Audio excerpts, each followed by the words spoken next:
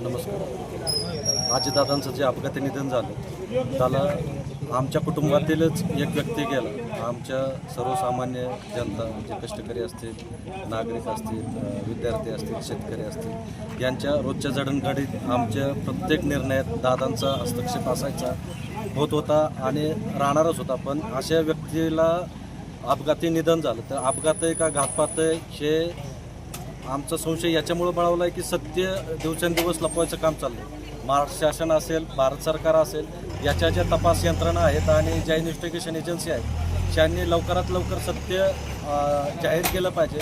नाहीतर याचा सामान्य नागरिकांच्या मनात भावनांचा उद्रेक होऊन विपरीत परिस्थिती निर्माण होऊ नये याची आम्हाला शंका वाटते. त्याच्यामुळे योग्य तो निर्णय घेऊन ट्रॅक प्रोसेसवर 15 दिवसात शासनाने योग्य तो निर्णय घ्यावा.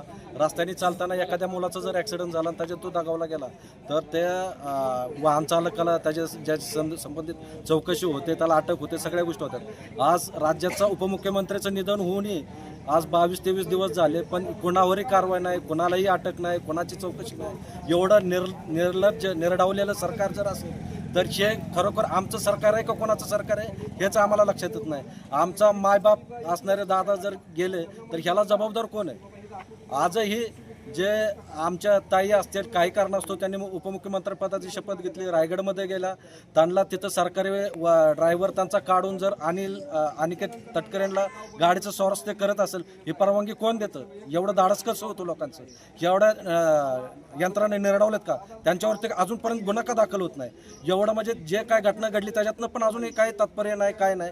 आमच्या मनात म्हणजे आमच्या घरातली व्यक्ती गेली, आम्ही योग्य वेळी योग्य ते निर्णय घेईलच, पण सरकारने आमच्या मनस्थितीचा अंत पाहू नये एवढीच आमची इच्छा आहे. काय मागणी आहे? आमची प्रामुख्याने एकच मागणी की आज दिवंगत उपमुख्यमंत्री अजितदादा पवार साहेब यांचं जे विमान दुर्घटनेमध्ये दुःखद असं निधन झालं ते म्हणजे अपघात नसून तो घातपातच आहे. आज वारंवार आपण सगळ्या गोष्टी सगळ्यांच्या तुमच्या TV चॅनलच्या माध्यमातून आम्ही सुद्धा पाहिलं की हा घातपात आहे. पण आमची एक प्रमुख अशी मागणी आहे की जेणेकरून की ह्याची सखोल चौकशी होऊन की ह्याच्यामध्ये बडा कोण नेता आहे का त्या पायलटला कुठं मॅनेज करून अगदी टाईम सेट करून 8:42 विमान निघणारं बारामती ह्या टायमिंगला येणार आहे आणि अगदी गिरट्या मारतंय धुक्याचं कारण. आज कित्येक तरी वेळा दादा विमानाने प्रवास केला असेल, हेलिकॉप्टरने केला असेल, पण इतका निष्काळजीपणा जर त्या कंपनीचा असेल तर आम्हाला एक शंकास्पद ही गोष्ट आहे. तर त्या अनुषंगाने ह्याची सखोल चौकशी व्हावी. कारण ह्याचं एकच कारण की आज अजितदादा म्हणजे आज आमच्या पूर्ण तालुक्याचा किंवा राज्याचा एक पालनहार गेल्यासारखं आम्हाला आज आमची भावना आहे. आणि आमचा तर तालुक्याचा पालनहारच गेला, कारण करता करवेता सर्व काही सगळ्या गोष्टी दादांच्या माध्यमातूनच व्हायच्या. तर त्या अनुषंगाने याची सखोल चौकशी होऊन आमची एकच महत्त्वाची मागणी आहे.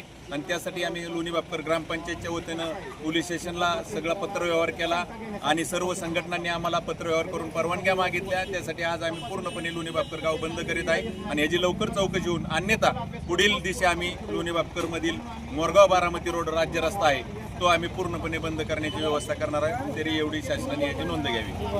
दादांच्या बाबतीत शंका का उपस्थित करू नये? कारण दादांची चिता म्हणजे अग्नी बारामतीत चालू असताना इकडं तुम्ही अल्पसंख्यांना जे 75 अल्पसंख्याक शाळांना जी तुम्ही परवानगी दिली की ही कारण लोकांच्या लक्षात आले की घातपात का नसून आहे. 100% हा घातपातच आहे. आणि लोणी बापकर सामान्य जनता आणि अख्खं गाव लोणी बापकर आणि मतदार संघटनेच्या वतीने आम्ही पूर्णपणे आज लोणी बापकर गाव बंद पाळण्यात आलेलं आहे. आणि हे जी दखल शासनाने घ्यावी, नाहीतर पुणे बारामती जो राज्य महामार्ग आहे तो आम्ही लवकरच बंद करण्याचा निर्णय घेणार आहे.